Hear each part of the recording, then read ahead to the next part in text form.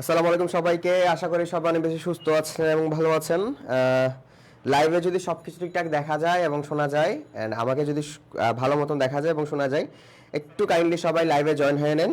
আশা করি মোটামুটি সবকিছু ঠিকঠাক দেখা যাচ্ছে এবং শোনা যাচ্ছে। সো আমাদের এসএসসি পরীক্ষা তো হচ্ছে না, এসএসসি যারা 24 ব্যাচ আছে তাদের কারণে তো আমরা মূলত আমাদের এই ফাউন্ডেশন কোর্সগুলো চালু করেছি বা ফাউন্ডেশন ফ্রি ক্লাসগুলো চালু করেছি। তারই ধারাবাহিকতায় আজকে ম্যানেজমেন্টের 3 নম্বর ক্লাস। সো লাইভে যদি সব কিছু ঠিকঠাক দেখা যায় এবং শোনা যায়, আপনারা একটু সবাই জয়েন হয়ে নেবেন। ওকে, আসসালামু আলাইকুম স্যার। ওয়ালাইকুম সালাম। অ্যান্ড আশা করি মোটামুটি সব কিছু ঠিকঠাক দেখা যাচ্ছে। ওকে, ফাইন। আচ্ছা, সো আমাদের আজকে ক্লাস নাম্বার 3, যেখানে ম্যানেজমেন্টে আমরা বিগত বছরের বেশ কিছু প্রশ্নের টাইপ দেখার চেষ্টা করব। ক্লিয়ার? আমরা আজকে কি করব? বেশ কিছু প্রশ্নের টাইপ দেখার চেষ্টা করব, কারণ প্রশ্নের টাইপ যদি আমাদের জানা না থাকে ভাইয়া, প্রশ্নের টাইপ যদি আমাদের জানা না থাকে তাহলে আমরা কিন্তু ভালো ফলাফল করতে পারবো না অ্যাজ ইউজুয়াল। সো যারা যারা লাইভে এখনো জয়েন হয়নি, কাইন্ডলি একটু সবাই লাইভে জয়েন হয়ে নাও। আমি জাস্ট 30 সেকেন্ড সময় নিব, 30 সেকেন্ড সময় নিব, তোমরা একটু লাইভে জয়েন হয়ে নাও। ওকে, জাস্ট 30 সেকেন্ড সময় নিব, যেখানে তোমরা একটু লাইভে জয়েন হয়ে নিবা, দেন আমরা ইনশাআল্লাহ ক্লাস শুরু করে দিব। ওকে ফাইন, সবাই একটু সবার টাইমলাইন থেকে একবার শেয়ার করে দিবেন। ওকে, ঠিক আছে।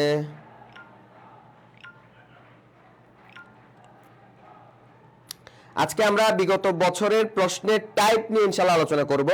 সো আমাদের তোমাদের যেহেতু এসএসসি 24 ব্যাচ, তোমরা মোটামুটি রেজাল্ট খুব কাছাকাছি সময়ে পেয়ে যাবে ইনশাআল্লাহ। এন্ড তোমাদের ঢাকা বিশ্ববিদ্যালয়ে ভর্তি পরীক্ষা আমি যদি গেস করতে চাই, তোমাদের ঢাকা ইউনিভার্সিটি ভর্তি পরীক্ষা তোমরা ধরে নিতে পারো ফেব্রুয়ারির দিকে হয়ে যাবে। ওকে, ধরলাম ফেব্রুয়ারি। ওকে, ফেব্রুয়ারি আর মার্চের মাঝামাঝি আগে হয়ে যাবে, এই টাইপের মধ্যে তোমাদের ঢাকা ইউনিভার্সিটির ভর্তি পরীক্ষা হয়ে যাবে। তার মানে আমাদের সময় খুবই কম। ওকে, আমরা যে সময় পাচ্ছি কত, এই 4-5 মাস মতো সময় পাবো। ওকে, 4 মাস ধরে নাও। ওকে, 4 মাস মতো ধরে নাও, সেপ্টেম্বর, অক্টোবর, নভেম্বর, ডিসেম্বর, জানুয়ারি, বা 4 মাস মতো আমরা সময় পেলাম, বা 5 মাস সময় পেলাম।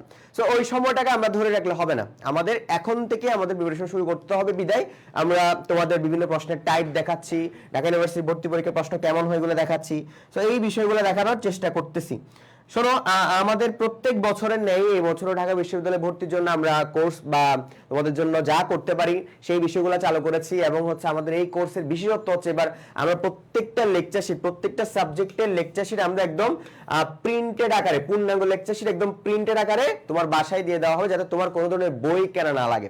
সো বইয়ের আমাদের বিশ্ববিদ্যালয়ে ভর্তি পরীক্ষা একটা মেইন ফ্যাক্ট হচ্ছে, বিশ্ববিদ্যালয়ে ভর্তি পরীক্ষায় আমাদের কি পড়তে হবে না এই বিষয়গুলো বাদ দিতে হবে। আগে কি পড়তে হবে এই সবচেয়ে বেশি ইম্পর্টেন্ট, কারণ আমরা বিশ্ববিদ্যালয়ে পড়ার জন্য অনেক পড়াশোনা আছে। ক্লিয়ার? অনেক পড়াশোনা আছে, কিন্তু আমরা জাস্ট গদবাঁধা পড়ে যাই, ওই পড়াগুলো আমাদের কোনো কাজে লাগবে না, যেগুলো আমাদের লাগবেই না।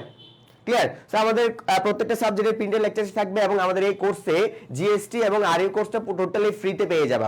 আর একটা মোস্ট ডাইনামিক ফ্যাকাল্টি হিসেবে এফবিএস যেহেতু, সো সেখানে ইংরেজিটা খুব বেশি ইম্পর্টেন্ট, এবং ইংরেজির জন্য আমরা ভোকাবুলারির জন্য একটা ফুল বুক তোমাদেরকে দিয়ে দিব। ক্লিয়ার? ভোকাবুলারির জন্য একটা ফুল বুক তোমাদের জন্য অফলাইনে পাঠিয়ে দেওয়া হবে, এবং তুমি কি পড়াশোনা করতেছো, কতক্ষণ পড়াশোনা করতেছো সেটা জানার জন্য, ইভ্যালুয়েশন করার জন্য আমাদের তরফ থেকে তোমাদের জন্য একটা ডিউ টার্গেট বুক থাকবে। তার পাশাপাশি অনলাইন এবং অফলাইনে এক্সাম দেওয়ার জন্য তোমাদের জন্য ওএমআর শিট পাঠিয়ে দেওয়া হবে। তাছাড়া আমাদের কাছে সবসময় 5-6 1-to-1 কাউন্সেলিং সেশন। ভাই, অনলাইন কোচিং বা অনলাইন এডটেক প্ল্যাটফর্ম হিসেবে তোমরা আমাদেরকে ধরে নিও না যে আমরা তোমাদেরকে পিডিএফ দিয়ে পড়াশোনা করাবো। এই অ্যাডমিশনের সময় ক্রুশাল টাইমে পিডিএফ দিয়ে পড়াশোনা হয় না, তুমি মানো আর না মানো। অ্যাডমিশনের সময় ক্রুশাল টাইমে পিডিএফ দিয়ে কিন্তু পড়াশোনা হয় না, তুমি মানো আর না মানো।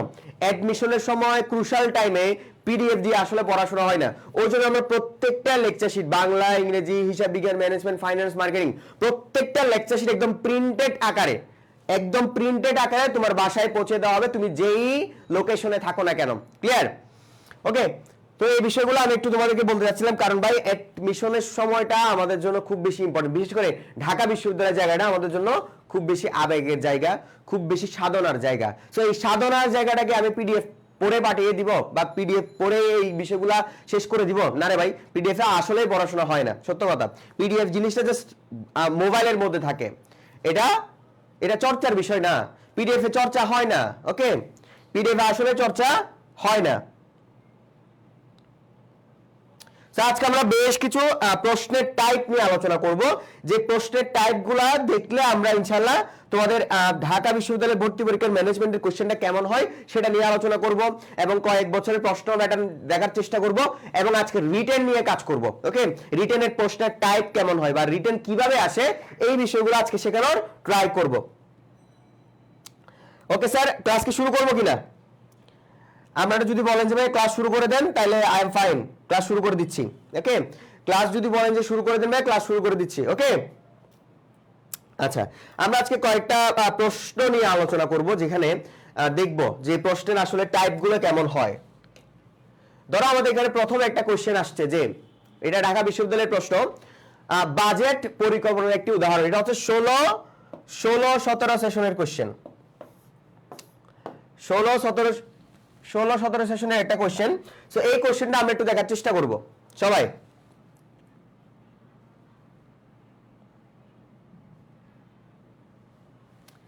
ওকে,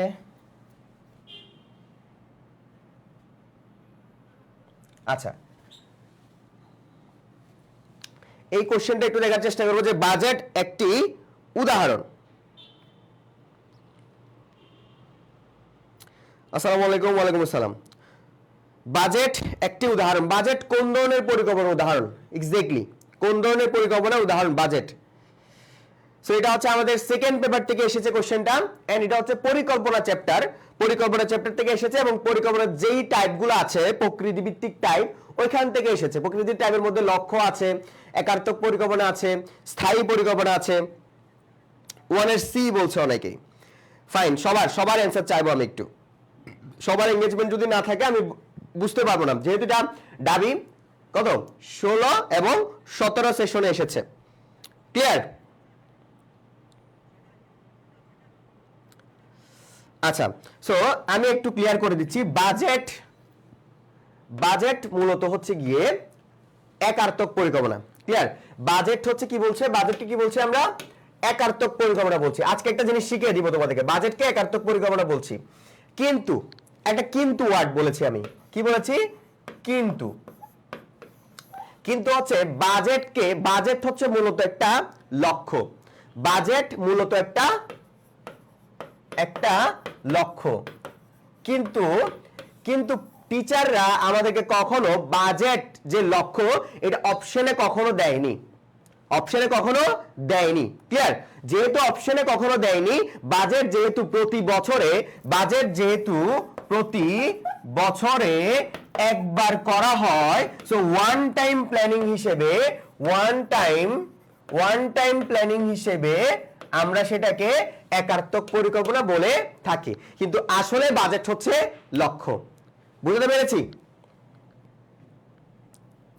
বাজেট হচ্ছে মূলত লক্ষ্য, কিন্তু টিচাররা যতবারে আমাদের কোশ্চেন্স করেছে ততবারই কখনো লক্ষ্য অপশনে রাখেনি। আমাদেরকে অপশনে দিত সবসময় একার্থক পরিকল্পনা। তোমরা এসএসসি তো মনে হয় এই টাইপের কোশ্চেনটাই পেয়েছো, যে বাজেট একার্থক পরিকল্পনার উদাহরণ। কারণ বাজেট একবার নেওয়া হয়। ধরো বাংলাদেশের বাজেট বললাম, যে জুন জুলাই মাসে যে বাজেটটা প্রকাশ করা সেটা একবার নেওয়া হয়। আর বাজেটকে বলা হয় পরিকল্পনার সংখ্যাত্মক প্রকাশ। ছোট করে লিখে রাখতে পারো, এটা হচ্ছে পরিকল্পনার সংখ্যাত্মক প্রকাশ। পরিকল্পনার সংখ্যাত্মক প্রকাশকে আমরা কি বলি? বাজেট বলে থাকি। পরিকল্পনার সংখ্যাত্মক প্রকাশকে আমরা কি বলে থাকি ভাইয়া? বাজেট বলে থাকি। ওকে, বাজেট কিন্তু এক্স্যাক্টলি আমরা যে খালেকুজ্জামানের যে বইটা পড়েছি এসএসসি তে, এখানে স্পষ্ট বলা ছিল বাজেট হচ্ছে লক্ষ্য, কিন্তু টিচাররা কখনো অপশনে লক্ষ্য দেয়নি। দ্যাটস ওয়াই আমরা এটাকে কি বলি? একার্থক পরিকল্পনা বলি। এখন তুমি যদি আমাকে বলতে পারো যে ভাইয়া একার্থক পরিকল্পনা অপশনে দেয়নি, অপশনে লক্ষ্য ছিল, কি দিবা? লক্ষ্য দিয়ে দিবা। ওকে, ক্লিয়ার সবার কাছে?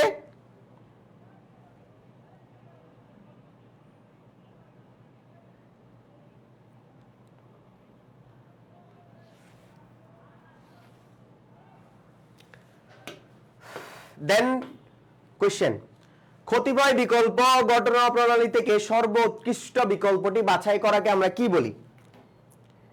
কতিপয় বিভিন্ন বিকল্প থেকে যখন আমরা সবচেয়ে বেশি একটা ভালো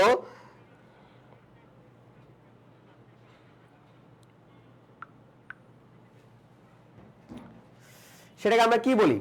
মনে রাখো আমরা যখন অনেকগুলো অপশন থেকে একটা বেটার অপশন বেছে নেই সেটাকে আমরা সহজ ভাষায় বলি ডিসিশন মেকিং। কি বলি সেটাকে আমরা সহজ ভাষায় কি বলি? ডিসিশন মেকিং বলি। সেটা কি হবে? ইজি, অনেক ইজি। সো এটা হচ্ছে আমাদের সিদ্ধান্ত গ্রহণ কিংবা ডিসিশন মেকিং হবে। ইজ ইট ক্লিয়ার সবার কাছে? মোটামুটি সবাই এই উত্তরটা সবাই পেরেছে এবং এটা হচ্ছে ডাবি 15 এবং 16 সেশনে এসেছিল। ডাবি এবং 15 এবং 16 সেশনে এই কোশ্চেনটা এসেছিল। ওকে, দেন আমরা একটা প্রশ্নে যাই, সেটা হচ্ছে প্রশাসনিক তত্ত্বের জনক কে? এটা ঢাকা বিশ্ববিদ্যালয়ের 2003 এবং 4 সেশনে এসেছিল এবং রাবি 6 এবং 7 সেশনে এসেছিল যে প্রশাসনিক তত্ত্বের জনক কে?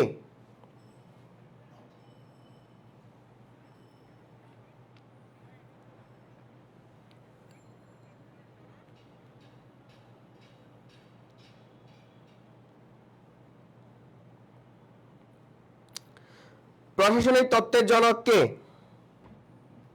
রবার্ট ওয়েন হচ্ছে শ্রমিক কর্মী ব্যবস্থাপনার জনক। ক্লিয়ার? ম্যাক্স ওয়েবার হচ্ছে এক্সওয়াই তত্ত্বের জনক। এলটন মায়ো হচ্ছে কে? এলটন মায়ো কি? হর্টন স্টাডিজের জনক। হেনরি ফেল হচ্ছে ব্যবস্থাপনার জনক। আর এফডব্লিউ টেলর হচ্ছে বৈজ্ঞানিক ব্যবস্থাপনার জনক, কার্যভিত্তিক ব্যবস্থাপনার জনক বা কার্যভিত্তিক লিডারশিপের জনক বা ফাংশনাল ফরম্যানশিপের জনক। প্রশাসনিক ব্যবস্থাপনার তত্ত্বের জনক কে? সেটা হচ্ছে আমাদের কে হবে? হেনরি ফেল হবে। ক্লিয়ার? কি হবে ভাইয়া? হেনরি ফেল হবে। একটু লিখে দিতাম। ওহ, আরেকটা কাটা চলে আসছে।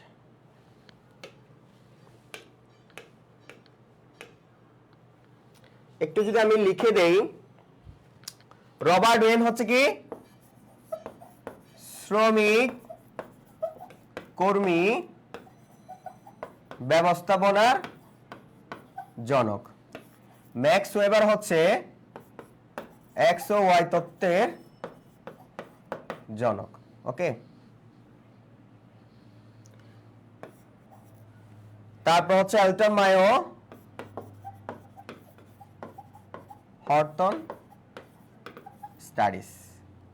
হেনরি ফেল ব্যবস্থাপনার জনক। আর এফডব্লিউ টেলর হচ্ছে বৈজ্ঞানিক ব্যবস্থাপনার জনক।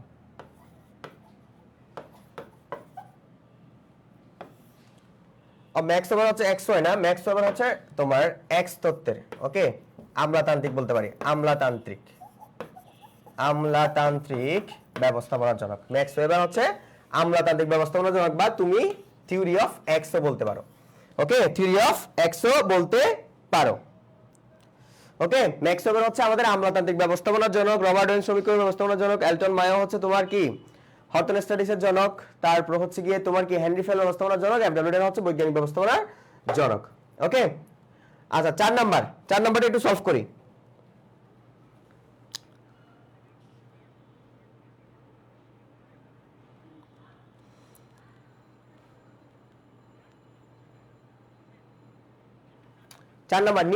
নীতি অর্থ হচ্ছে একজন অধস্তন কর্মীর একজন মাত্র বস থাকা। তাহলে কোন নীতির অধীনে? এটা হচ্ছে দাবি 11 এবং 12 সেশনের কোশ্চেন। কোন নীতির? আমরা ব্যবস্থাপনা যে 14টা নীতি পড়েছিলাম, কোন নীতির অধীনে যে বলা হয়েছিল একজন অধস্তন কর্মীর একজন মাত্র বস থাকতে হবে? একজন মাত্র বস থাকতে হবে, এটা কোন নীতিতে বলা হয়েছিল?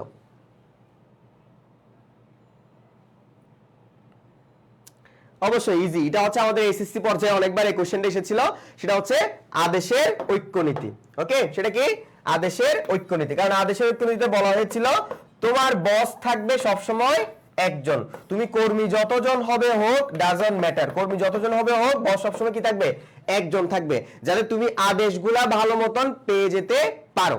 ওকে, আমি যদি একটা ছোট্ট উদাহরণ বলি, ধরো আমি বাহা, আমার আম্মু আছে বাসায়, আব্বু আছে বাসায়।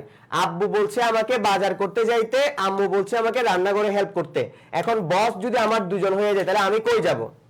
ওকে, তার মানে এখানে আদেশের কি নেই? ঐক্যনীতি নেই। তারপরে অ্যান্সার হবে কি? আদেশের ঐক্যনীতি। অ্যান্সার হবে কি ভাইয়া? আদেশের ঐক্যনীতি।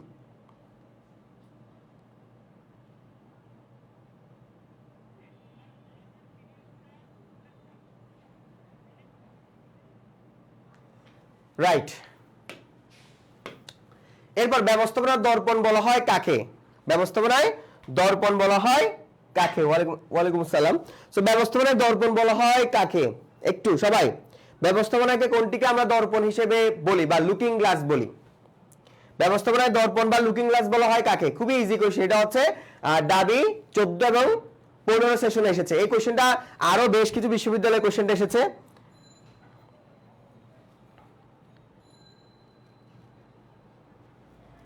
ইজি, এটা হচ্ছে আমাদের এসএসসি লেভেলের কোশ্চেন। ওকে, এই টাইপের কোশ্চেন বা লুকিং গ্লাস,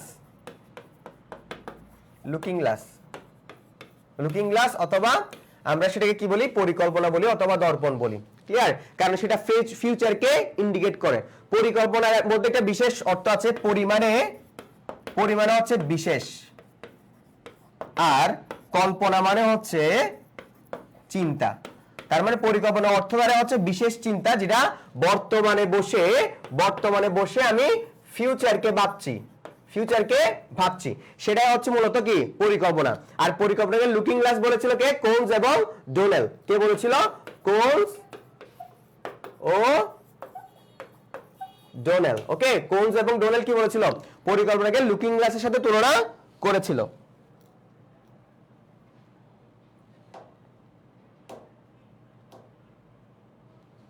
আচ্ছা, এই রিলেটেড বিষয়গুলো মনে রাখলে হবে। আর পরিকল্পনাকে আমরা বৃত্তি বলি, ব্যবস্থাপনায় বৃত্তি বলি, ব্যবস্থাপনায় মৌলিক কাজ বলি, ব্যবস্থাপনার প্রাথমিক কাজ বলি। পরিকল্পনা হচ্ছে ব্যবস্থাপনার যে 7 ধরনের কার্যাবলী আছে সেটা প্রথম ধাপ বলি। সো অনেক নামে আমরা ডেকে থাকি। আচ্ছা, রাষ্ট্রপতির অধ্যাদেশ বলে গঠিত হয় কোন কোম্পানি? এটা হচ্ছে ডাবি ভর্তি পরীক্ষা 21-22, এটা হচ্ছে ডাবি ভর্তি পরীক্ষা 21-22 সেশন এসেছে।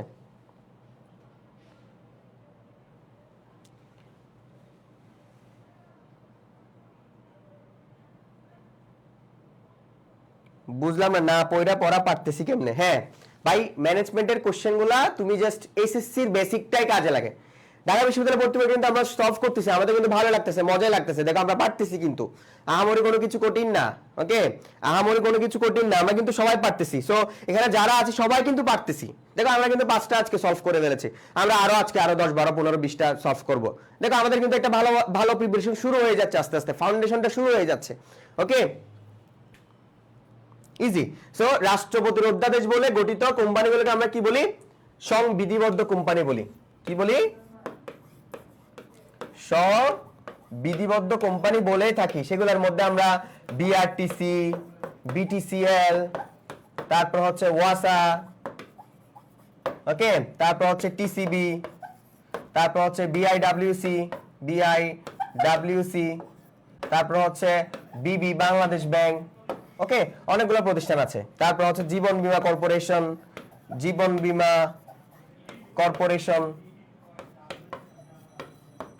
সাধারণ জীবন বীমা কর্পোরেশন আছে। সো অনেকগুলো কোম্পানি এর মধ্যে অন্তর্ভুক্ত থাকে। ক্লিয়ার? অনেকগুলা। আচ্ছা, তাহলে এটা আমরা পেরেছি, তাই না? আচ্ছা, আরেকটাতে যাই। যেটা বলতে চাচ্ছিলাম সেটা হচ্ছে গিয়ে আমাদের ঢাকা বিশ্ববিদ্যালয়ের ভর্তি কোর্সটা খুব শীঘ্রই চালু হয়ে যাচ্ছে এবং আমাদের ক্লাস খুব শীঘ্রই চালু হয়ে যাবে। সো আমরা প্রত্যেকটা অনলাইন কোচিং এর মতন আমরা নো পিডিএফ, আমরা এখানে পিডিএফ পড়াবো না। পিডিএফ এ পড়াশোনা হয় না, নো পিডিএফ। আমরা কোনো ধরনের পিডিএফ তোমাদেরকে দিব না। ওকে, আমরা কোনো ধরনের এই কোর্সে যারা ভর্তি হবে, কোনো ধরনের পিডিএফ পাবে না। এই সুন্দর লেকচার শিট যেগুলো সবগুলো প্রিন্টেড আকারে পাবে। কি আকারে? প্রিন্টেড আকারে পাবে। ওকে, প্রিন্টেড আকারে তোমার যেই ঠিকানা সেই ঠিকানায় পৌঁছে যাবে ইনশাআল্লাহ। তারপর হচ্ছে কি, যাতে আমাদের কোনো ধরনের বই কেনা না লাগে।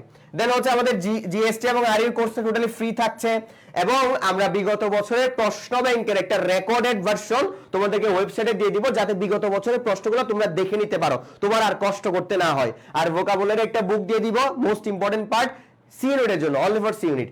আর ঢাকা বিশ্ববিদ্যালয়ে কি পড়াশোনা করতেছো প্রতিদিন, ওইটার জন্য কি কোন টপিক কতক্ষণ পড়তেছো সেটার জন্য একটা ডিকো টার্গেট বুক দিয়ে দিব এবং ওএমআর এ প্র্যাকটিস করার জন্য ওএমআর শিটও পাঠিয়ে দিব এবং 1-to-1 কাউন্সিলিং সেশনও সবসময় থাকছে এবং বাংলার জন্য একটা বিরোচন বই তোমাদেরকে পাঠিয়ে দিব যারা ভর্তি হবা। সো অফারে আমাদের কোর্সটা 6,800 টাকা থেকে 3,399 টাকা অলরেডি অফার চলছে এবং ভর্তি হওয়ার জন্য অবশ্যই এই নাম্বারে কল করবা সবাই। ক্লিয়ার? না, কোনো ধরনের বই কেনা লাগবে না। আইসিইউ ব্যাচের সাথে আমরা এই বছর আরইউটা দিচ্ছি, জিএসটিটা দিচ্ছি। আইসিইউ ব্যাচের সাথে এই বছর আমরা আরইউ আর জিএসটি দিব। ওকে, আইসিইউ ব্যাচের সাথে এই বছর আমরা আরইউ এবং জিএসটিটা দিব। ছাড় এই মাসেই ছাড় হচ্ছে ভাইয়া এই মাস পর্যন্ত। ওকে, ছাড় হচ্ছে এই মাস পর্যন্ত। সো কাইন্ডলি একটু তাড়াতাড়ি ভর্তি হয়ে যাবে, কারণ এইগুলা প্রথম 1000 জনের জন্য থাকবে। এই অফারগুলা শুধু 1000 জনের জন্য থাকবে, এরপর আর থাকবে না।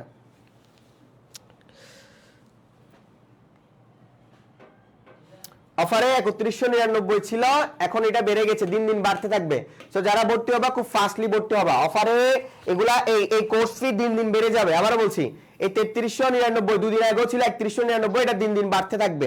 আবারও বলছি, এটা দিন দিন বাড়তে থাকবে। প্রশ্ন ব্যাংক কেন লাগবে আবার? না, প্রশ্ন ব্যাংকটা আমরা জাস্ট পিডিএফ দিয়ে দিব। তোমাদের 200-250 টাকার যে প্রশ্ন ব্যাংকটা তোমরা কেনো, ওই প্রশ্ন ব্যাংকটা আমরা জাস্ট পিডিএফ এ দিয়ে দিব, কারণ অত বড় প্রশ্ন ব্যাংক তোমাদেরকে বই আকারে দেওয়া পসিবল না, যেহেতু আমরা অলরেডি শীট প্রোভাইড করছি, 2-3টা বই প্রোভাইড করছি। এবং প্রশ্ন ব্যাংক পড়ার জন্য, প্রশ্ন ব্যাংক নিয়ে যেহেতু তোমাদের ঝামেলা, প্রশ্ন ব্যাংকটা আমরা পিডিএফ দিয়ে দিব এবং বিগত 10 বছরের প্রশ্নের রেকর্ডেড তোমরা ওয়েবসাইটে পেয়ে যাবা। বুঝতে পেরেছি? বিগত 10 বছরের প্রশ্নে ভোকাবুলারি সবার কি সেম? সি ইউনিটে একটু বেশি ইম্পর্টেন্ট ভোকাবুলারি, বি ইউনিটে ভোকাবুলারি অত বেশি আসে না, সি ইউনিটে একটু ভোকাবুলারি বেশি আসে। এটাই বলতে চাচ্ছিলাম। কারণ আমি যদি 12টা ইংরেজি প্রশ্ন ধরি, দেখবা 4 থেকে 5টা প্রশ্ন ভোকাবুলারি রিলেটেড, 4 থেকে 5টা। বুঝতে পেরেছি? 4 থেকে 5টা প্রশ্ন ভোকাবুলারি রিলেটেড। ওই জন্য আমরা ডিরেক্ট একটা বই দিয়ে দিব ভোকাবুলারি রিলেটেড। ওকে, আর এখানে তো জিএসটি এবং আরই কোর্সটা ফুল ফ্রি পেয়ে যাবা, এবং 185টা প্লাস লাইভ ক্লাস থাকবে। আবারও বলছি, আই রিপিটেড, 185টা প্লাস লাইভ ক্লাস থাকবে। আই রিপিটেড, 185টা প্লাস লাইভ ক্লাস, প্লাস বই না কেনা, বই কিনতে হবে না, শীট পেয়ে যাচ্ছ, ভোকাবুলারি বই পেয়ে যাবা, বিরোচন বই পেয়ে যাবা, ডিউ টার্গেট বুক পেয়ে যাবা, সবসময় আমাদেরকে পাবা। আবার ডিউর কোর্স শেষ হওয়ার পর আবার জিএসটি এবং আরইউর কোর্স ফ্রি পেয়ে যাবা। সো ভাই এতগুলা কেউ দিবে না, জীবনেও না, জীবন অফলাইন কোচিংও পাবা না। যারা অফলাইনে ভর্তি হবা বলতেছো বা যারা অফলাইনে প্ল্যান করতেছো, ভাই অফলাইনে টাকা খরচ আর কিছু হবে না। অফলাইনে তোমার জাস্ট টাকা যাবে, আর কিছু হবে না, টাকা নষ্ট হবে শুধু। ক্লিয়ার? এই কোর্সের ডিউরেশন 7 হতে 8 মাস। এই কোর্সের ডিউরেশন থাকবে 7 হতে 8 মাস।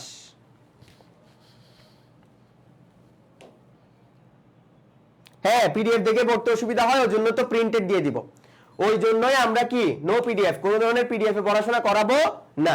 আমরা ডিরেক্ট প্রিন্টেড লেকচার শিট তুমি যেই ঠিকানা দিবা ওই ঠিকানায় পৌঁছে যাবে। আচ্ছা, এবার আমরা আবার সলভ করি। হ্যাঁ, প্রশ্ন সলভ করি। ব্যবসা কোন ধরনের সংগঠন? একদম সিলি কোশ্চেন। দাবি কি 21-22, দাবি 21-22। ব্যবসা কোন ধরনের সংগঠন?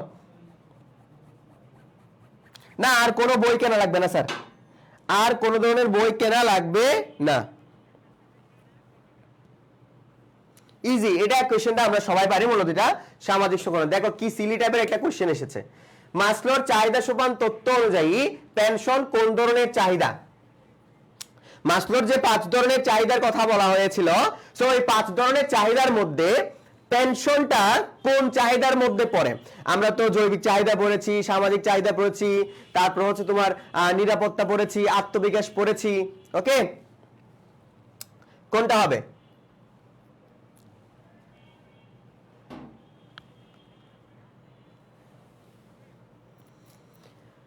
মাসলোর চাহিদা সোপান তত্ত্ব, এটা হচ্ছে কি হবে ভাইয়া? ব্যবস্থাপনা নিয়ে পড়ার ইচ্ছা। হ্যাঁ, ম্যানেজমেন্ট ডিপার্টমেন্ট অনেকটাই রিস্ট্রিকটিভ ডিপার্টমেন্ট। ওকে, আমি হচ্ছে ম্যানেজমেন্ট হচ্ছে আমার নানা, আমাদের ডিপার্টমেন্টের নানা, আর আমরা হচ্ছে নাতি। আমাদেরকে এভাবে বলা হয় এফবিএস এ। সো ম্যানেজমেন্ট ডিপার্টমেন্টকে বলা হয় নানা, আর আমার ডিপার্টমেন্ট ওএসএল কে বলা হয় নাতি। ওকে, কারণ ম্যানেজমেন্ট থেকে ভাগ হয়ে ওএসএল হয়েছে, মানে আমার ডিপার্টমেন্ট হয়েছে আর কি। লিডারশিপ বা নেতৃত্ব আমরা তো ব্যবস্থাপনার মধ্যেই পাই। ক্লিয়ার? ইজি। এটা হচ্ছে কি হবে? নিরাপত্তা। এটা কি হবে বলো তো ভাইয়া? এ হবে না বি হবে? পেনশন আমরা কেন নেই? একটা নিরাপত্তা পাওয়ার জন্য। কি পাওয়ার জন্য? নিরাপত্তা নিশ্চিত করে। পেনশন জিনিসটা আমাদের কি নিশ্চিত করে বলো তো ভাইয়া? পেনশন জিনিসটা আমাদের কি নিশ্চিত করে? এটা হচ্ছে আমাদের নিরাপত্তা নিশ্চিত করে। এটা আমাদের কি নিশ্চিত করে বলো তো? নিরাপত্তা নিশ্চিত করে। ওকে, পেনশন আমাদের এই যে হায়ারার্কির মধ্যে কি নিশ্চিত করে বলো তো? নিরাপত্তা। ওকে, 5 ধরনের যে হায়ারার্কি ছিল তার মধ্যে এটা কি নিশ্চিত করে? নিরাপত্তা নিশ্চিত করে। 5 ধরনের যে হায়ারার্কি ছিল। ওকে, আচ্ছা, এবার আসো ব্যাংকিং অংশীদারি ব্যবসায়, এটা হচ্ছে ডাবি 20-21 সেশনের কোশ্চেন, 20-21 সেশনের কোশ্চেন, ঢাকা বিশ্ববিদ্যালয়ের 20-21 সেশনের কোশ্চেন। ব্যাংকিং অংশীদারি ব্যবসায়ের ক্ষেত্রে সর্বাধিক কতজন সদস্য থাকে? খুবই সহজ।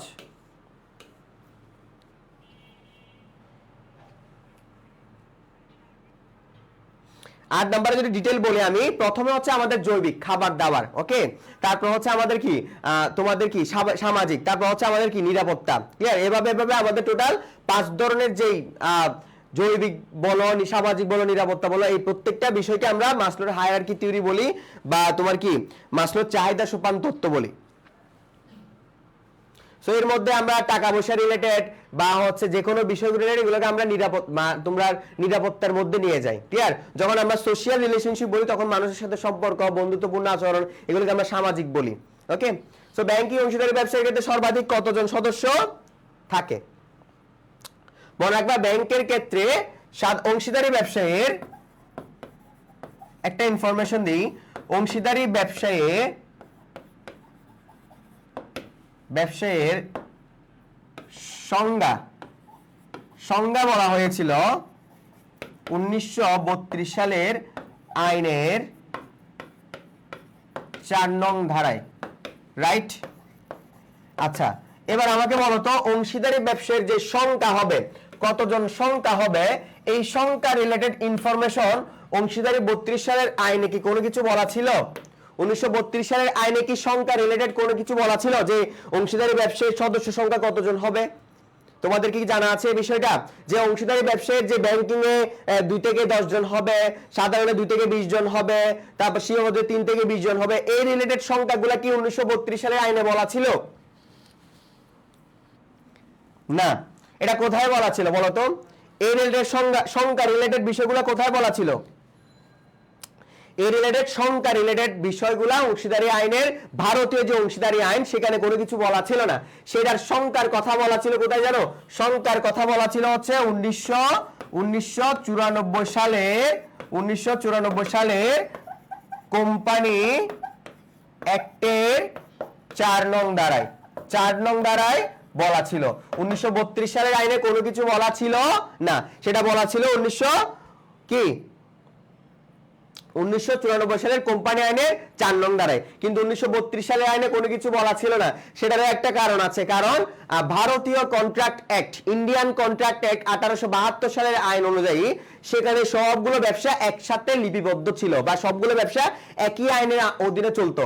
ওই জন্য 1932 সালের আইনে স্পেসিফিকলি কিছু বলাই ছিল না। কিন্তু 1994 সালের কোম্পানি আইনের যে 4 নং ধারা আছে, সেখানে এই সংখ্যা রিলেটেড বিষয়গুলো এখানে বলা ছিল যে সাধারণ ব্যবসায়ের ক্ষেত্রে 2 থেকে 20 জন, ব্যাংকিং এর ক্ষেত্রে 2 থেকে 10 জন, যদি 10 জনের বেশি হয় তাহলে 1000 টাকা করে কি দিতে হবে? জরিমানা দিতে হবে। বুঝতে পেরেছি?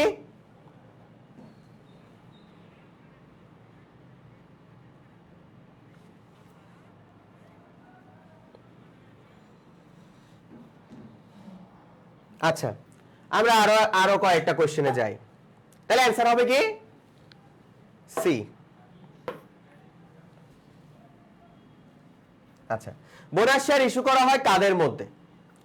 বোনাস শেয়ার কাদের মধ্যে ইস্যু করা হয়? এটাও আমাদের 20-21 সেশনের একটা প্রশ্ন, যে বোনাস শেয়ার কাদের মধ্যে ইস্যু করা হয়।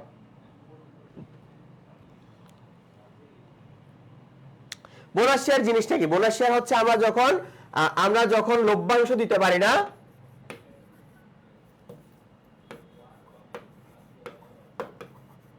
লভ্যাংশের বিপরীতে যে অনগদ শেয়ার দেওয়া হয় সেটাই মূলত হচ্ছে বোনাস শেয়ার। আর বোনাস শেয়ার মূলত সাধারণ শেয়ার হোল্ডারদের মধ্যে বন্টন করা হয়। কোন শেয়ার হোল্ডার? সাধারণ শেয়ার হোল্ডারদের মধ্যে বন্টন করা হয়। তাহলে অ্যান্সার কি হবে বলো তো ভাইয়া? কাদের মধ্যে বন্টন করা হয়? ইয়েস, সাধারণ শেয়ার হোল্ডার। আমি স্পেসিফিকলি যদি বলি, এটা হচ্ছে specific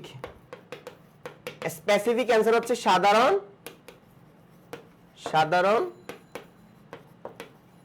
share holder.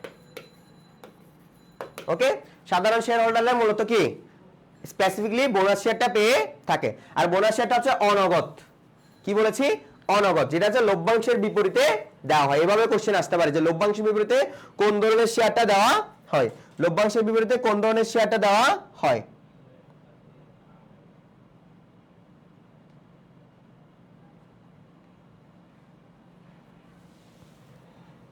Okay fine. এবার 3 নাম্বার, আমরা একটু 3 নাম্বারে যাই। আচ্ছা, এলটন মায়ো এর নাম কোন কাজের জন্য বিশেষভাবে স্মরণীয়?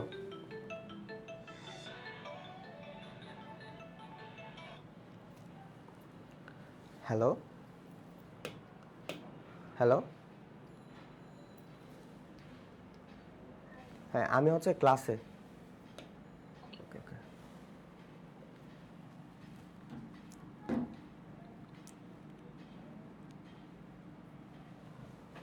ওকে, এলটন মায়োর নাম কোন কাজের সাথে বিশেষভাবে স্মরণীয়? কি হবে?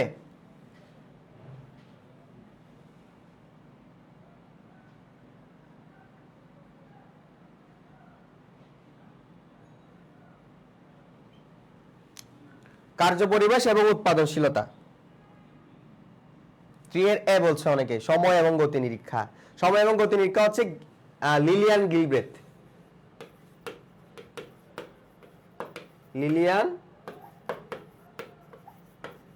গিলব্রেথ।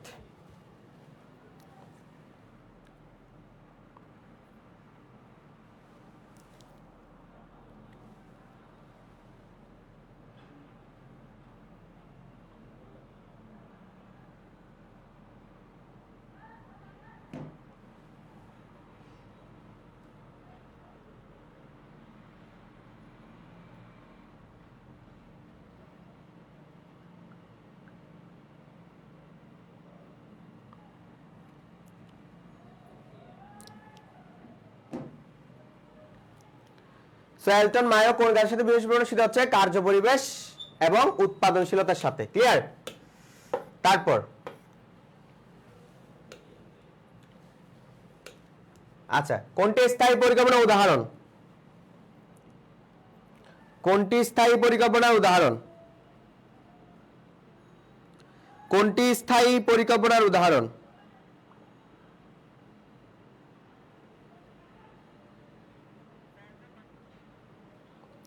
কোনটি স্থায়ী পরিকল্পনার উদাহরণ? আবার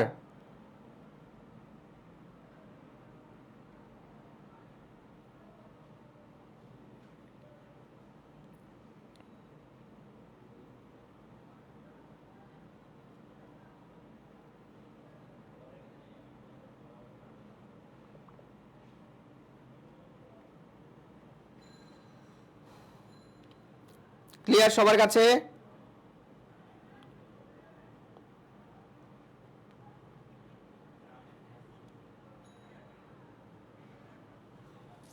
কি হবে 4 নাম্বার? 4 এর বি। ইয়েস, 4 এর হচ্ছে ভাই আমাদের বি। সো অনেকে ভাবে অ্যানসার করছে স্যার ডাবির পাশাপাশি 7.5 লাগে আমি এত পয়েন্ট পাই, তাহলে ভর্তি পরীক্ষা ভালো রেজাল্ট করি, তাহলে চান্স পাবো, আর কি কম জিপিএ পেয়ে চান্স পাওয়া যাবে? অবশ্যই, কেন চান্স পাওয়া যাবে? তোমার যদি 3 করে যদি টোটাল 7.5 থাকে তাহলে তুমি যোগ্য। ওকে, তুমি কি যোগ্য? ক্লিয়ার? তোমার চান্স পাওয়া সুনিশ্চিত বলতে পারো। তুমি যদি পরিশ্রম করে যাও তাহলে তোমার চান্স পাওয়া কি সুনিশ্চিত। স্থায়ী পরিকল্পনার উদাহরণ কোনটি? কোনটি স্থায়ী পরিকল্পনার উদাহরণ? আমি একটা ট্রিক শিখিয়ে দিচ্ছি, শর্ট ট্রিক। ওকে, শর্ট ট্রিকটা বলছি, সেটা হচ্ছে কি ভাইয়া, তোমার নিপার আমার সাথে নিপার কৌশল। ধরো আমার এক বান্ধবী আছে, তার নাম হচ্ছে নিপার কৌশল। এই নিপা হচ্ছে বেশ কৌশল দিয়ে কাজকর্ম করে, যেন আমরা তাকে নিপাকে অনেক কৌশলী বলি। সো নিপা নি দিয়ে মনে রাখবা নীতি, নি দিয়ে কি মনে রাখবা নীতি। তারপর ন দিয়ে মনে রাখবা এটা হচ্ছে নিয়ম, নীতি নিয়ম। প দিয়ে মনে রাখবা পদ্ধতি প্রক্রিয়া পলিসি। প দিয়ে মনে রাখবে কি পদ্ধতি প্রক্রিয়া পলিসি। র দিয়ে মনে রাখবা হচ্ছে কি ভাইয়া তোমার রীতি রণকৌশল। ওকে, ক্লিয়ার? র দিয়ে কি মনে রাখবা? রীতি এবং কি রণকৌশল।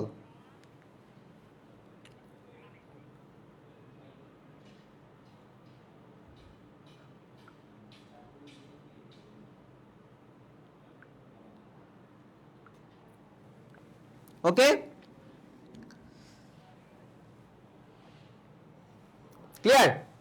নিপান ন দিয়ে হচ্ছে নীতি এবং নিয়ম, প দিয়ে হচ্ছে পদ্ধতি প্রক্রিয়া পলিসি, র দিয়ে হচ্ছে রীতি এবং রণকৌশল, আর কৌশল দিয়ে হচ্ছে কৌশল।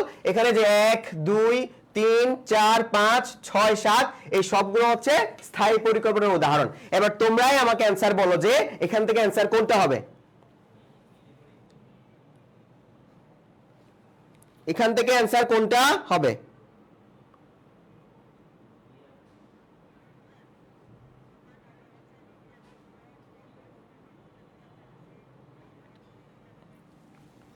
ওকে,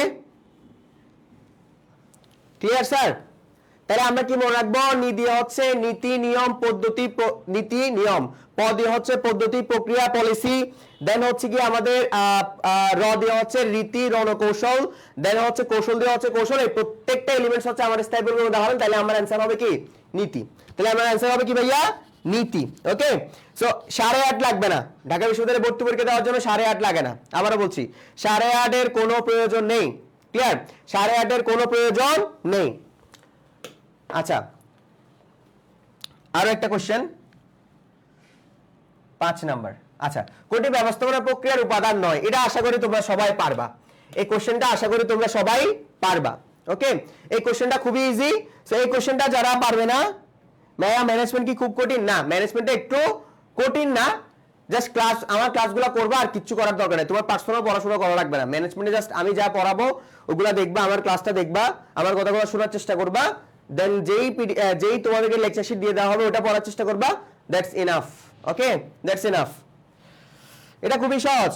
এটা হচ্ছে সহযোগিতা হচ্ছে ব্যবস্থাপনা প্রক্রিয়ার উদাহরণ। কারণ আমরা জানি ব্যবস্থাপনার 7 ধরনের যে কার্যাবলী আছে: পরিকল্পনা, সংগঠন, কর্মী সংস্থা, নির্দেশনা, বেসামরিক সমন্বয় সাধন, নিয়ন্ত্রণ। ক্লিয়ার?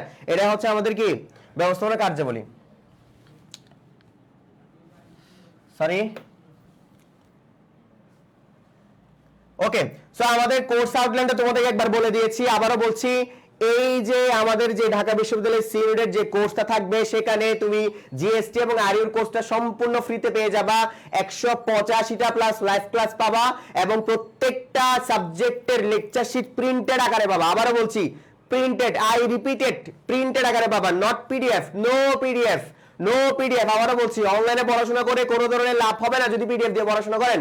ঢাকা বিশ্ববিদ্যালয়ের জার্নিটা অত বেশি সহজ না।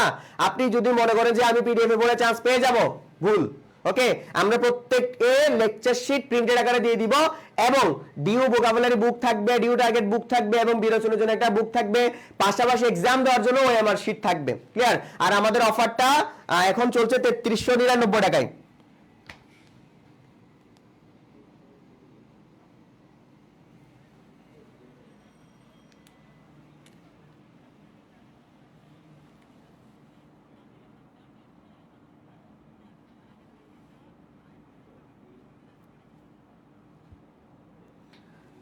আপনারা যারা কোর্সে ভর্তি হয়ে যাবেন ওখান থেকে আমাদের সবগুলো পেয়ে যাবেন। ওকে, সবগুলো তখনই পেয়ে যাবেন যখন কোর্সে ভর্তি হয়ে যাবেন, তখনই সবকিছু পেয়ে যাবেন।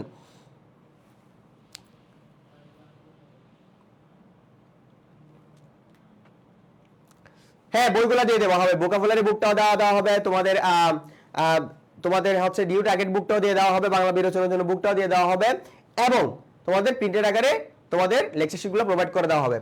কোন ব্যবসার ক্ষেত্রে দ্রুত সিদ্ধান্ত গ্রহণ করা যায়? এটা হচ্ছে আমাদের ঢাকা বিশ্ববিদ্যালয়ের তোমার 20 এবং 21 সেশনের কোশ্চেন।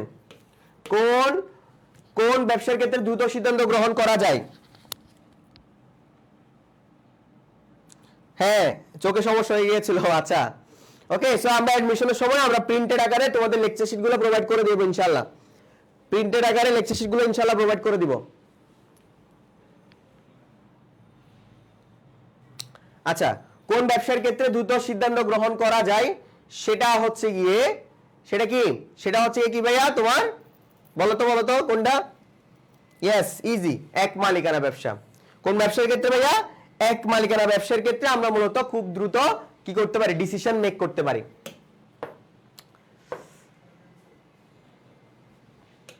তারপর কোন ধরনের নেতৃত্বে নেতা অনুসারীদের কাছ থেকে তথ্য আহ্বান করে? ওকে, কোন ধরনের নেতৃত্ব থেকে নেতা তথ্য আহ্বান করে?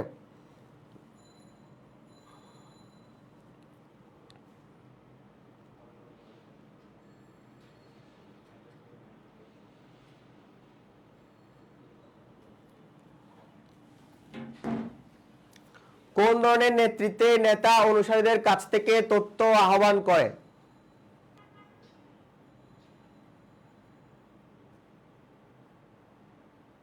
বলতো কি হবে? স্বৈরতান্ত্রিক হবে, পিতৃতান্ত্রিক হবে, আমলাতান্ত্রিক হবে, নাকি অংশগ্রহণমূলক? অনুসারীদের কাছ থেকে তথ্য আহ্বান করে কোনটা হবে ভাইয়া?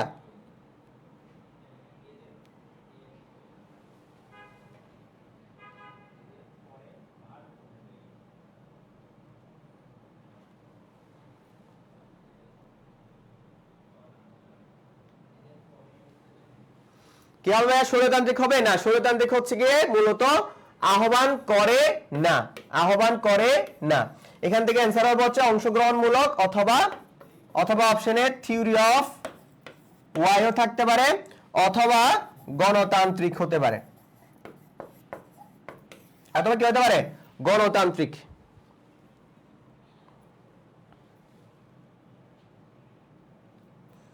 অথবা গণতান্ত্রিক হতে পারে।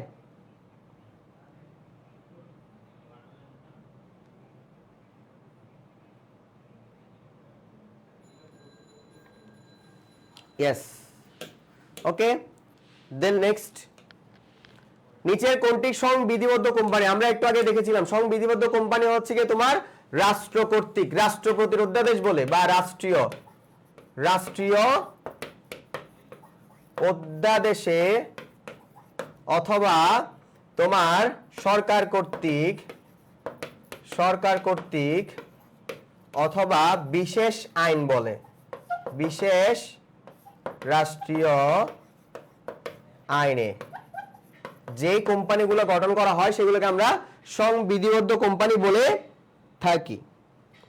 আইবিএ হচ্ছে তোমার ইনস্টিটিউট অফ বিজনেস অ্যাডমিনিস্ট্রেশন, সেটা হচ্ছে ওরাও বিবিএ পড়ায়, আমাদের এফবিএস ও বিবিএ পড়ায়। ওকে, আইবিও বিবিএ পড়ায় আর এফবিএস ও বিবিএ পড়ায়। এদের মধ্যে মোস্ট ডিফারেন্স হচ্ছে গিয়ে আইবিএ তে ওরা হচ্ছে গিয়ে 120টা সিট আর আমাদের হচ্ছে তোমার 1050টা সিট, এই হচ্ছে ডিফারেন্স। আর পড়াশোনার মানে আমি মনে করি না খুব বেশি ডিফারেন্স আছে। আইবিএ কে জাস্ট একটু পশ বলা হয় আর কি, একটু পশ, একটু সহজ ভাষায় যদি বলি একটু পশ, আরো একটু কম পশ, সব সেম, সবাই বিবিএ পড়ে, সবাই বিবিএ পড়ে, আমিও বিবিএ পড়ছি, আইবিও বিবিএ পড়ছে। ক্লিয়ার? ওরা একটু পশ আর কি, আর কিছুই না। ওকে, ওদের যেমন 40টা কোর্স, বিবিএ তো সেম 40টা কোর্স এফবিএস এ, সে একই 22 পাবা, সমস্যা নাই। তুমি যদি আইবিএ তে পড়ার ওই ক্যাপাবিলিটি না থাকে, কারণ ওইখানে আমাদের আরো প্রিপারেশনটা আরো এক্সট্রা করা অনেক বেশি, সো এফবিএস এ পড়বা, প্যারা নাই।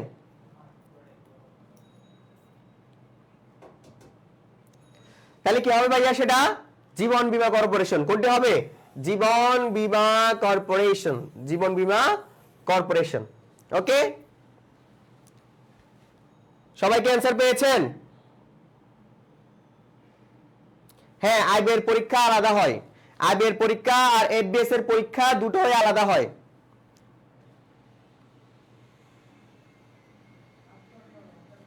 ক্লিয়ার? ওকে, ফাইন। দেন নেক্সট হচ্ছে গিয়ে কোনটি স্মারকলিপির বিষয়বস্তু? স্মারকলিপির বিষয়বস্তু কোনটি?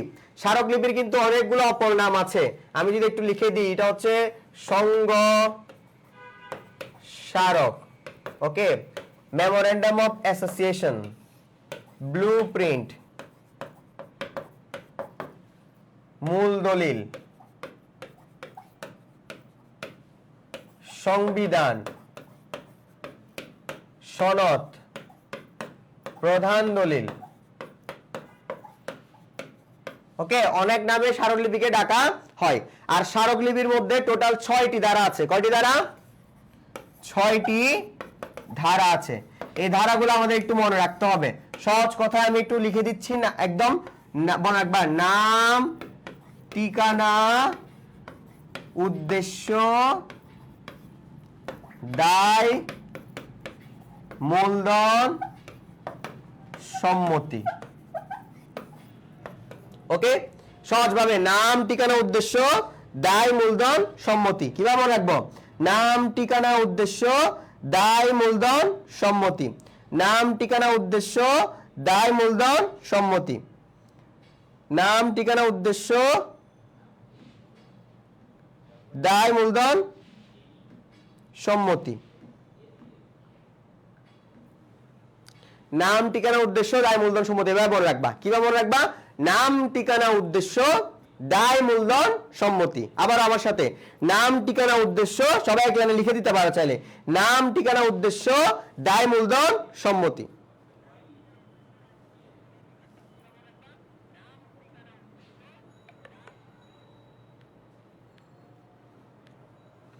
ওকে, তাহলে অ্যান্সার কি হবে? কোনটি বিষয়বস্তু? কোম্পানির উদ্দেশ্য। আর সবগুলা 6টি ধারার মধ্যে সবচেয়ে গুরুত্বপূর্ণ ধারা কোনটা জানো? এই উদ্দেশ্যের দ্বারা। উদ্দেশ্যের দ্বারার বাইরে কোনো কাজ করলে সেটাকে আমরা অবৈধ হিসেবে ঘোষণা করব, কিংবা লফুল ভাষায় যদি বলি সেটা হচ্ছে আলট্রা ভাইরাস। লফুল ভাষায় কি হবে? আলট্রা ভাইরাস হবে। ওকে, এটা আমরা পড়তে পড়তে ইনশাআল্লাহ আস্তে আস্তে শিখবো। আচ্ছা, 10 নম্বর, সমবায় সমিতির অর্জিত মুনাফার কত অংশ সংরক্ষিত তহবিলে বাধ্যতামূলকভাবে জমা রাখতে হয়?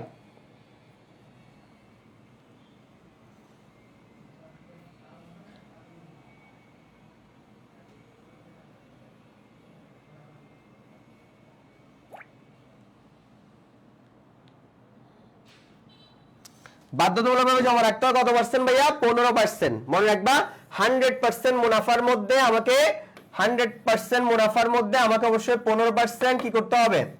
জমা রাখতে হবে। ওকে, আর হচ্ছে 3% হচ্ছে উন্নয়ন তহবিল, আর 10% হচ্ছে ঋণ। ক্লিয়ার? আর 10% কি? ঋণ তহবিল, আর 10% হচ্ছে অন্যান্য। ক্লিয়ার? সর্বোচ্চ আপনি 85% কি করতে পারবেন? বিলি করতে পারবেন। ওকে, আর সর্বনিম্ন 62% আপনি, এটা হচ্ছে সর্বনিম্ন। সর্বনিম্ন। আর 15% হচ্ছে 3% হচ্ছে উন্নয়ন তহবিল। 3% কি? উন্নয়ন তহবিল। ওকে, এটা হচ্ছে আমাদের 21-22 সেশনের কোশ্চেন। সেম আমরা আজকে মোটামুটি 21-22 সেশনের প্রশ্ন প্রায় শেষের দিকে, 12টা থাকবে আর কি। ওকে, প্রেষণার দ্বি উপাদান তত্ত্বের প্রবর্তক কে?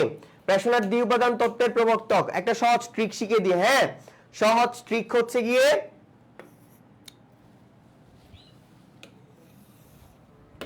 এটা সহজ ট্রিক। ট্রিকটা হচ্ছে গিয়ে মনে রাখবা, আমরা বার্গার যখন খাই, বার্গার, ওকে, এটা হচ্ছে বার্গার। সো বার্গারে কয়টা পেটি থাকে? বেডি না, আবার কয়টা পেটি? ওকে, কয়টা পেটি থাকে ভাইয়া? 2টা বান থাকে না? এই 2টা বান, 2টা পেটি থাকে। তাহলে বার্গার, বার্গারে কয়টা পেটি? 2টা পেটি। ঠিক তেমনি যার নামের মধ্যে এই যে হার্জবার্গ আছে, সে কি দিয়েছিল? দ্বি উপাদান তত্ত্ব দিয়েছিল। তার মানে আমরা কিভাবে মনে রাখবো?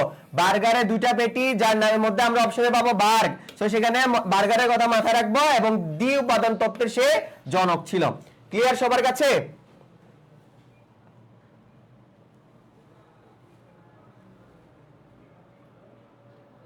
সর্বোচ্চ 85% ভাইয়া, সর্বোচ্চ 85, সর্বনিম্ন 62। আবার বলছি, সর্বোচ্চ 85, সর্বনিম্ন 62।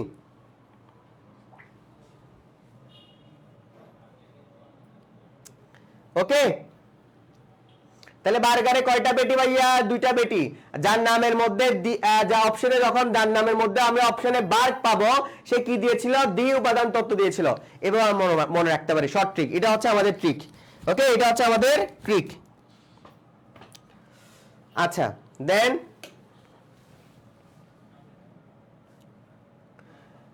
ই বিজনেসের নিচের কোন মডেলটি একজন ভোক্তা অন্য একজন ভোক্তার নিকট থেকে কি করে? ভোক্তা টু ভোক্তা, মানে সি টু সি। এটা অনেক সহজ। এটা কি হবে? ভোক্তা টু ভোক্তা যদি হয় তাহলে কি হবে? সি টু সি হবে। কিছু প্রশ্ন আছে পড়ার বাইরে, আমাকে একটু নক করেন। প্রশ্ন যদি থাকে আমাকে একটু পড়ার বাইরে যদি প্রশ্ন থাকে নক করেন, আমি আইডি দিয়ে দিচ্ছি আপনাদেরকে।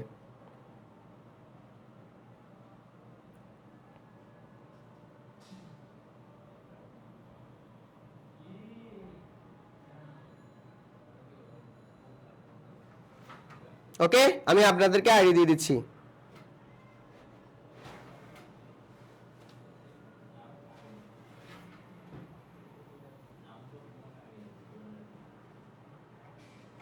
ওকে, এটা হচ্ছে আমার আইডি, কোশ্চেন করতে পারেন। সো এই বিশেষ নিচের কোন মডেলটি একজন ভোক্তা তো ভোক্তা হয় জানি, সেটা হচ্ছে কি অ্যান্সার হবে কি সি টু সি। কি হবে? C to C.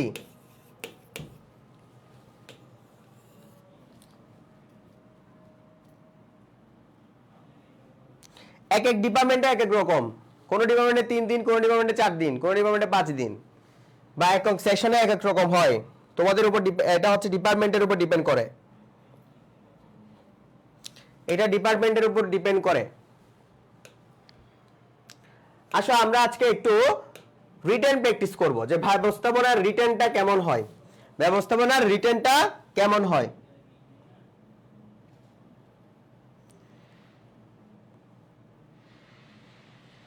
ব্যবস্থাপনার রিটেন কেমন, আজকে আমরা রিটেন নিয়ে আলোচনা করব। এটা হচ্ছে 22-23 সেশনের রিটেন, 22-23 সেশনের রিটেন। ওকে, সো রিটেনে আমরা একটু দেখি। রিটেনে মূলত সংক্ষিপ্ত প্রশ্নের উত্তর দিতে হয়। কিভাবে? সংক্ষিপ্ত প্রশ্নের উত্তর দেওয়া লাগে। সংক্ষিপ্ত প্রশ্নের কি দেওয়া লাগে ভাইয়া? উত্তর দেওয়া লাগে এক কথায়। ক্লিয়ার? এক কথায়, এক কথায় অ্যান্সার দেওয়া লাগে। রিটেনও সহজ রে ভাই, রিটেন খুব বেশি কঠিন না।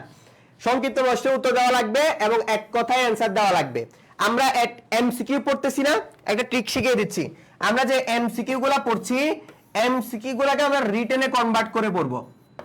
মানে না দেখে, আমরা তো এখন এমসিকিউটা দেখে সমাধান করার চেষ্টা করতেছি, না দেখে আমরা এমসিকিউ সমাধানের চেষ্টা করবো, আমার রিটেন প্রিপারেশন হয়ে যাবে, অটো হয়ে যাবে, অটো।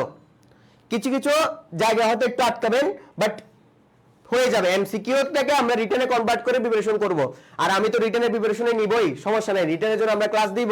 সো আজকে একটা রিটেনের ক্লাস হয়ে যাক, যে রিটেনের প্রস্তুতিটা কেমন। সেখানে আমাদের সংক্ষিপ্ত প্রশ্নের উত্তর দিতে হবে, আমাদের এমসিকিউর প্রিপারেশনের মধ্যে দিয়ে আমাদের রিটেন প্রিপারেশনটা নিতে হবে, অপশন না দেখে আমাদের উত্তর করার চেষ্টা করতে হবে। এবং আমরা যেই লাইনগুলো যখন রিডিং পড়ছি একটু গুরুত্ব সহকারে রিডিংগুলো পড়বো। আরেকটা কথা মাথায় রাখবা, জনক থেকে রিটেনে একটা প্রশ্ন থাকবে। আবারও বলছি, যে কোনো কিছুর জনক থেকে রিটেনে একটা প্রশ্ন থাকবে। আর জনকের একটা লিস্ট আমি আপনাদেরকে দিয়ে দিব যখন আপনারা কোর্সে ভর্তি হয়ে যাবেন আর কি। হ্যাঁ, অপশন ছাড়া এমসিকিউ পড়ার চেষ্টা করবেন। যেমন প্রশাসনিক তত্ত্বের জনককে অপশন দিয়ে নাই, এটা রিটেনে কনভার্ট করে পড়েন। প্রশাসনিক তত্ত্বের জনক হচ্ছে কে? Henri Fayol. এভাবে সিএসআর এর পূর্ণরূপ কি? অপশন দেয় নাই। Corporate social responsibility. পারবেন না? খুব বেশি কঠিন? খুব বেশি কঠিন কিনা?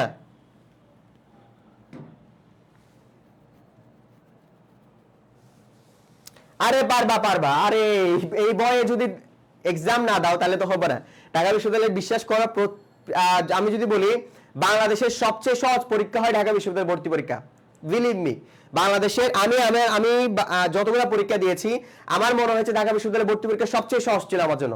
ইজি একদম, আমি মন থেকে বলছি। আমি ডাবিয়ান বলে বা এডুকেশনে ক্লাস করাচ্ছি বলে, ঢাকা বিশ্ববিদ্যালয়ের স্বপ্ন দেখাচ্ছি বলে বলছি না।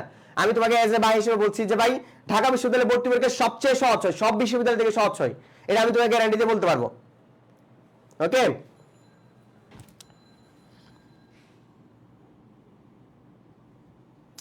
সো একটা প্রশ্ন ছিল যে পিরামিড আকৃতির সংগঠনের প্রবক্তা হচ্ছে হার্লট, কুনস এবং কি আইরিস। ওকে, হার্লট, এটাকে হ্যাভেন কুটসও বলা, অনেকে কুনস এবং আইরিস বললেও হবে, কুনস এবং আইরিস বললেও হবে। তারপর প্রকল্প কি? প্রকল্প হচ্ছে একার্থক পরিকল্পনার অন্তর্ভুক্ত। প্রকল্প হচ্ছে কি? একার্থক পরিকল্পনার অন্তর্ভুক্ত। প্রকল্প কি হবে ভাইয়া? একার্থক পরিকল্পনার অন্তর্ভুক্ত হবে। ভাইয়া সবাই বলে ভাইয়া ইজি হয়, কিন্তু আমাদের লাক থাকে না, খারাপ না ভাই। 21 ব্যাচও খারাপ, 21 ব্যাচের কপাল খারাপ ছিল, 20 ব্যাচের কপাল খারাপ ছিল, 24 ব্যাচের কপাল খারাপ বলতে গেলে। তারা পারফেক্টলি কেউ পরীক্ষা দিতে পারে নাই ভালো মতন।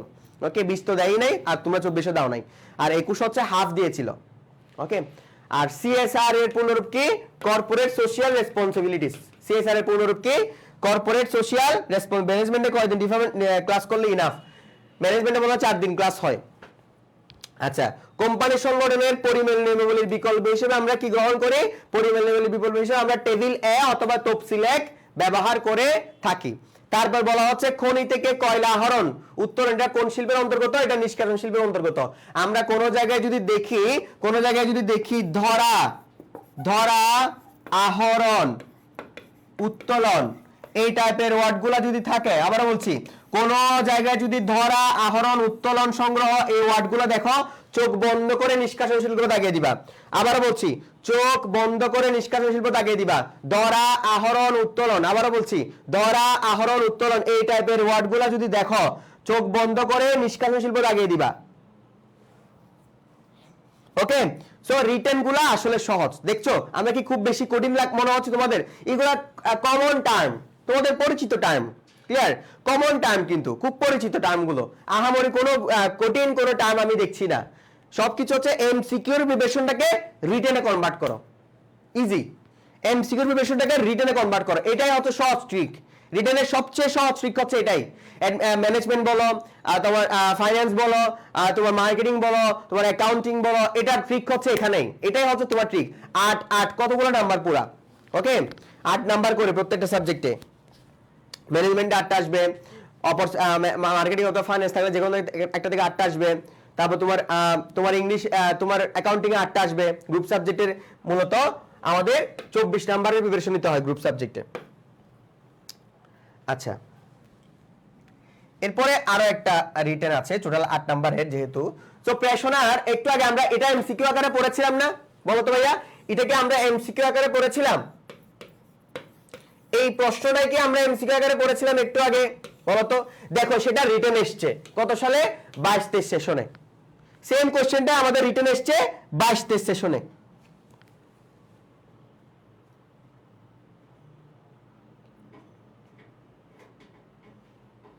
সো ওই জন্য তোমাদেরকে বলছি ভাই, রিটেন প্রিপারেশন খুব আহামরি কঠিন না।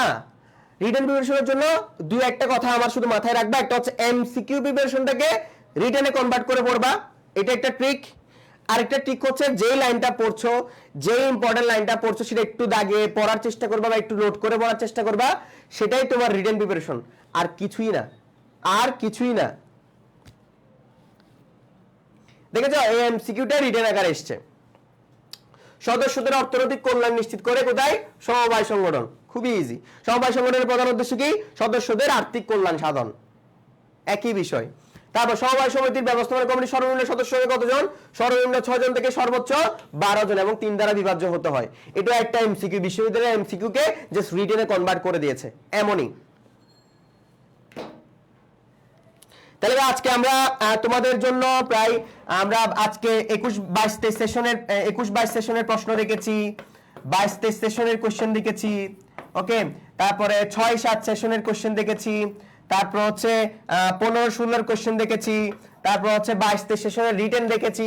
সো অনেকগুলো আজকে মোটামুটি একটা ভালো আমাদের একটা প্রিপারেশন হয়েছে যে ঢাকা বিশ্ববিদ্যালয়ের ম্যানেজমেন্টের প্রিপারেশনটা কেমন হয়, এটা আজকে মোটামুটি আমরা সবাই বুঝতে পেরেছি। ওকে, সো তাই আবারও বলছি, আমাদের ঢাকা বিশ্ববিদ্যালয়ের জন্য যে ব্যাচটা চালু হতে যাচ্ছে, সেই ব্যাচটা আমরা খুব শীঘ্রই চালু করে দিব।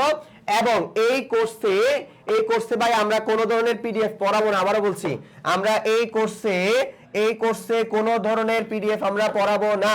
আবারও বলছি, এখানে প্রত্যেকটা লেকচার শিট প্রিন্টেড আকারে থাকবে, যাতে তোমার কোনো ধরনের বই কেনা না লাগে। আবারও বলছি, যাতে কোনো ধরনের বই কেনা না লাগে। এবং এখানে 185টা প্লাস লাইভ ক্লাস থাকবে। ওকে, 185টা শুধু ডিউর জন্য, এগুলা ডিউর জন্য শুধু। আবার ডিউর পরে আবার জিএসটি ব্যাচটা ফ্রি পাচ্ছ, আরইউর ব্যাচটা ফ্রি পাচ্ছ, এগুলা সব পাবা। আবার হচ্ছে এই যে প্রশ্ন ব্যাংকটা জাস্ট তোমাদের যেহেতু প্রশ্ন ব্যাংক কিনতে হয়, প্রশ্ন ব্যাংকটা জাস্ট পিডিএফ দিয়ে দিব শুধু, কারণ এটা অনেক বেশি বড় তো ওই জন্য। তো বিগত বছরের প্রশ্নের রেকর্ডেড থাকবে আমাদের নিজস্ব ওয়েবসাইটে। ক্লিয়ার? আর ভোকাবুলারির জন্য একটা বুক পেয়ে যাবে, ভোকাবুলারি বুক, অনেক পপুলার একটা বুক। আর হচ্ছে ডিউ টার্গেট বুক, তুমি কতক্ষণ কোন টপিক কিভাবে পড়ছো এই বিষয়গুলো ইভ্যালুয়েশন করার জন্য আমাদের 1-to-1 কাউন্সেলিং সেশন থাকবে, যেখানে তোমাকে আমরা কাউন্সেলিং করব যে কতক্ষণ পড়াশোনা করেছো, এখান থেকে বলবা, ডিউ টার্গেট বুকে লেখা থাকবে সবকিছু ক্লিয়ার। আর প্রিন্টেড কোর্স প্ল্যান তো থাকছে এবং বাংলা বিরোচনের জন্য একটা বুক থাকছে। এবং আমাদের কোর্স খুব তাড়াতাড়ি শুরু হয়ে যাবে এবং আমাদের কোর্স ফি দিন দিন বাড়তেছে। আপাতত অফারে আমরা 3399 টাকায় কোর্সটা অফার করছি। তুমি চাইলে একবারে টাকাগুলো আমাদের দেওয়া লাগবে না, আমরা চাই তুমি তাহলে 2 বা 3 বার ইনস্টলমেন্টে টাকাটা ফিল আপ করতে পারবে। ভাই টাকা পয়সার জন্য কারো পড়াশোনা আটকে থাকবে না, ক্লিয়ার? টাকা পয়সার জন্য কারো পড়াশোনা আটকে থাকবে না, ক্লিয়ার স্যার? সো আজকে আমরা মোটামুটি অনেকগুলো বিষয় নিয়ে আলোচনা করেছি, আশা করি ক্লাসটা সবার অনেক বেশি উপকৃত হয়েছে। ওকে, সো নেক্সট ক্লাসের জন্য আমরা অপেক্ষা করব। নেক্সট ক্লাস আমাদের রুটিনটা দেখে ক্লাস করার চেষ্টা করব, তোমাদের সবার আশা করি রুটিনটা আছে। সো এই পর্যন্তই, ক্লিয়ার সবার কাছে? কোনো প্রবলেম?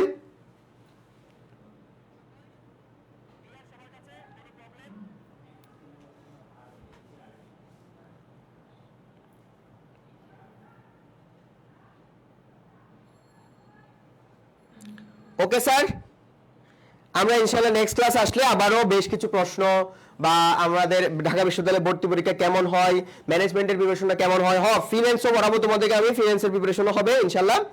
Okay fine.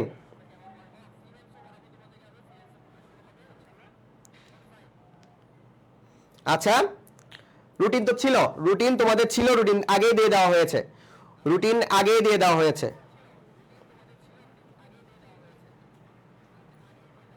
রুটিন হচ্ছে গিয়ে তুমি এডুকেশনের পেজে একটা নক দিয়ে রুটিনটা নিতে পারবা চাইলে, কোনো প্রবলেম নেই।